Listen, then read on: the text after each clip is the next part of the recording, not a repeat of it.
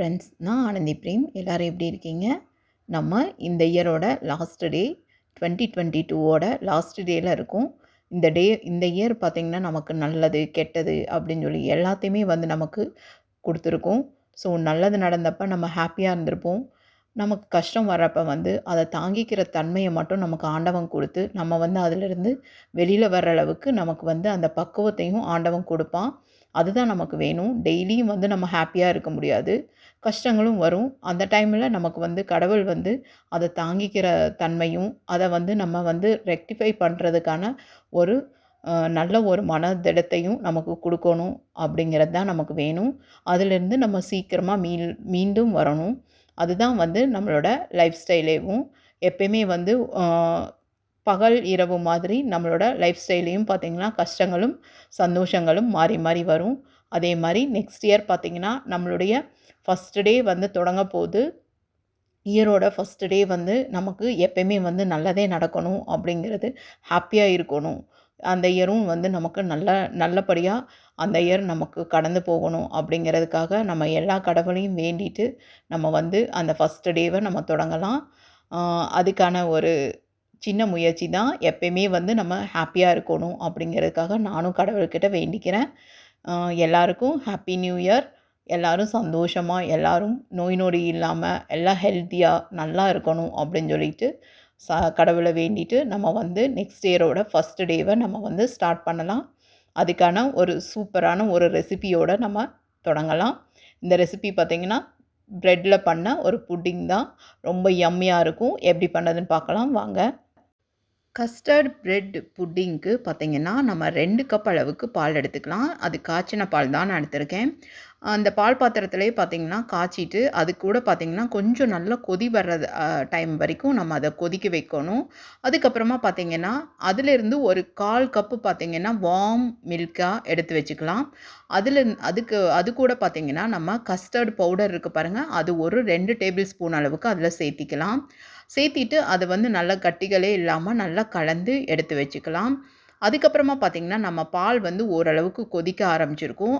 அது கூட பார்த்திங்கன்னா நம்ம வந்து மில்க் மெய்ட் இருக்குது பாருங்கள், அது வந்து ஒரு 1/2 டின் வந்து அப்படியே ஊற்றிடலாம். அப்போ ரொம்ப டேஸ்டியாக இருக்கும். இது பார்த்திங்கன்னா மில்க் மெய்ட் யூஸ் பண்ணலாம். அப்படி இல்லை அப்படின்னா சர்க்கரை வந்து ஒரு 1/4 கப் அளவுக்கு யூஸ் பண்ணுங்கள். ரொம்ப டேஸ்டியாகவும் இருக்கும். அதே டேஸ்ட்டே நமக்கு கிடைக்கும். மில்க் மெய்ட் யூஸ் பண்ணால் இன்னும் கொஞ்சம் நல்லா டேஸ்ட் பெட்டராக இருக்கும். உண்மையாலுமே கேக் சாப்பிட்ற மாதிரியே ரொம்ப ரொம்ப யம்மியாக இருக்கும். பால் வந்து கொதிச்சிடுச்சு. அந்த டைமில் பார்த்திங்கன்னா நம்ம கலந்து வச்ச அந்த கஸ்டர்டு பவுடர் இருக்குது பாருங்கள், அதை வந்து நம்ம ஊற்றிடணும். இது பார்த்திங்கன்னா நல்லா வந்து கட்டியாக ஆகிற வரைக்கும் நம்ம கைவிடாமல் கலக்கணும். கூடவே பார்த்திங்கன்னா வெண்ணிலா எசன்ஸ் வந்து ஒரு 4 ட்ராப் வந்து அதில் ஆட் பண்ணிக்கலாம். இது ஆப்ஷனல் தான். தேவைன்னா நீங்கள் யூஸ் பண்ணிக்கோங்க, இல்லைன்னா விட்டுருங்க. இப்போ பார்த்திங்கன்னா நான் இதுக்கு பார்த்திங்கன்னா 6 மில்க் ப்ரெட்டு தான் எடுத்திருக்கேன். Milk sweet bread. அதில் பண்ணால் தான் ரொம்ப டேஸ்டியாக இருக்கும், யம்மியாகவும் இருக்கும். இந்த ஓரங்களெல்லாம் நம்ம கட் பண்ணி எடுத்து வச்சுக்கலாம். கட் பண்ணி எடுத்து வச்சுட்டு அதுக்குள்ளார நடுவில் பார்த்திங்கன்னா ஒரு ஜாம் மாதிரி ஏதாவது ஒன்று தடவைனா ரொம்ப ரொம்ப யம்மியாக இருக்கும். அதுக்கு நான் வந்து மில்க் பவுடர் தான் வந்து யூஸ் பண்ண போகிறேன். அது எந்த பிராண்டாக இருந்தாலும் பரவாயில்ல.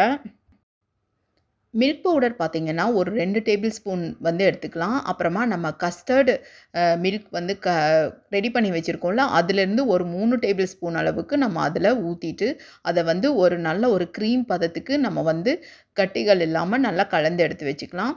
இப்போ பார்த்திங்கன்னா நம்ம ப்ரெட்டை வந்து எந்த ஷேப்பில் வேணாலும் நீங்கள் வந்து அது கட் பண்ணிக்கலாம். ஸ்கொயராக இல்லை வந்து சின்ன சின்ன பீசஸாக கூட நம்ம கட் பண்ணிக்கலாம். நான் இந்த மாதிரி ரெக்டாங்கிளாக கட் பண்ணிவிட்டு பாருங்கள், உள்ளுக்குள்ளார பார்த்திங்கன்னா ட்ரையாங்கிளாக கட் பண்ணிவிட்டு அதுக்குள்ளார பார்த்திங்கன்னா அழகாக அந்த ஜாம் மாதிரி நம்ம அந்த மில்க் பவுடர் இதை வந்து தடவி அதை வந்து க்ளோஸ் பண்ணி வச்சுக்கலாம். ரொம்ப எம்மையாக இருக்கும் நம்ம இது சாப்பிட்றப்ப. உண்மையாலுமே வந்து ஒயிட் ஃபாரஸ்ட் கேக் சாப்பிட்ற மாதிரியே ஒரு டேஸ்ட் நமக்கு இது கிடைக்கும். இந்த மாதிரி நல்ல ஒரு அகலமான ஒரு பவுல் மாதிரி எடுத்துக்கோங்க.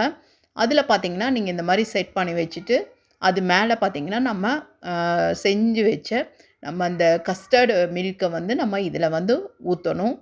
அப்போ ஊற்றுறப்ப பார்த்திங்கன்னா நல்லா வந்து சூப்பராக அது வந்து செட் ஆகும். அது சூடாகவே தான் நான் ஊற்றிருக்கேன். இது பாருங்கள், நல்லா வந்து எல்லாம் அது கரெக்டாக இருந்திருக்கும் நமக்கு. நான் இப்போ பண்ண அளவு பார்த்திங்கன்னா 2 1/2 கப்பு பால் வந்து சரியாக இருக்கும் இந்த 6 ப்ரெட் ஸ்லைஸுக்கு. ரொம்ப நல்லாயிருக்கும். ஒரு 4 பேர் சாப்பிட்ற மாதிரி இருக்கும். இது செஞ்சுட்டு அதுக்கப்புறமா மேலே பார்த்தீங்கன்னா ஹனி ஊற்றிக்கோங்க. ரொம்ப யம்மியாக இருக்கும். அதுக்கு மேலே நம்ம என்ன வேணாலும் எப்படி வேணாலும் நம்ம டெக்கரேட் பண்ணிக்கலாம். நம்மளோட கிரியேட்டிவிட்டி தான். நான் வந்து நட்ஸ் இருந்தது. அதனால் வந்து நட்ஸ் வச்சு நான் வந்து டெக்கரேட் பண்ணிக்கிட்டேன். உங்களுக்கு ஃப்ரூட்ஸ் பிடிச்சதுனா கூட நீங்கள் ஃப்ரூட்ஸ் எல்லாம் கூட கட் பண்ணி அது மேலே வச்சு ஐஸ்கிரீம் அந்த மாதிரியெல்லாம் கூட வச்சு கூட நீங்கள் வந்து இது பண்ணலாம். ஐஸ்கிரீம் வச்சு சாப்பிடும்போது இன்னுமே ரொம்ப ரொம்ப யம்மியாக இருக்கும்.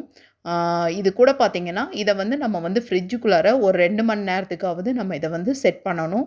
அப்பதான் வந்து உங்களுக்கு நல்லா அப்படியே சில்லுன்னு நல்ல ஒரு forest ice cream, white forest ice cream சாப்பிடுற மாதிரி ஒரு ரொம்ப சூப்பர்வா இருக்கும். இப்ப இத நம்ம வந்து ஃப்ரிட்ஜுக்குள்ள வச்சுட்டு ஒரு 2 ஹவர்ஸ் வந்து நம்ம இதுக்கு வந்து அ அ டைம் குடுத்து இத வந்து செட் பண்ணணும். அப்பதான் வந்து நமக்கு நல்ல சில்லுன்னு சூப்பரா இருக்கும். இது வந்து 2 ஹவர்ஸ்க்கு அப்புறமா பார்த்தீங்கன்னா, நம்ம இந்த மாரி எடுத்து வச்சுட்டு, இத வந்து நம்ம வந்து ஒரு நல்ல பவுல்ல நல்லா நமக்கு எப்படி வேணுமோ அந்த மாரி அழகா எடுத்துட்டு, அது மேல நம்ம ஐஸ்கிரீம், அப்புறமா ஃப்ரூட்ஸு இதெல்லாம் கூட கட் பண்ணி வச்சு நம்ம சாப்பிடுறப்ப சூப்பர்வா இருக்கும். ரொம்ப ரொம்ப யம்மியா இருக்கும் இந்த புட்டிங். இந்த புட்டிங் வந்து கண்டிப்பா செஞ்சு பாருங்க. ரொம்ப ஈஸியும் கூட. வெறும் பிரெட்டும், பாலும் இருந்தாலே போதும். நீங்க வந்துட்டு ஈஸியா பண்ணிடலாம். ரொம்ப யம்மியானது. குழந்தைகளுக்கு ரொம்ப ரொம்ப இஷ்டமான ஒரு டேஸ்டியான ஒரு புட்டிங் இது. இந்த ரெசிபி கண்டிப்பா பிடிச்சிருக்கும்னு நான் நெனைக்கிறேன். கண்டிப்பா செஞ்சும் பாருங்க நீங்க.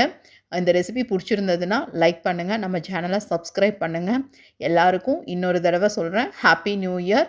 எல்லாரும் எல்லா வளமும் பெற்று எல்லாரும் நல்லா இருக்கணும் அப்படின்னு சொல்லி கடவுள்கிட்ட நான் பிரார்த்தனை பண்ணிக்கிறேன். தேங்க்ஸ் ஃபார் வாட்சிங்.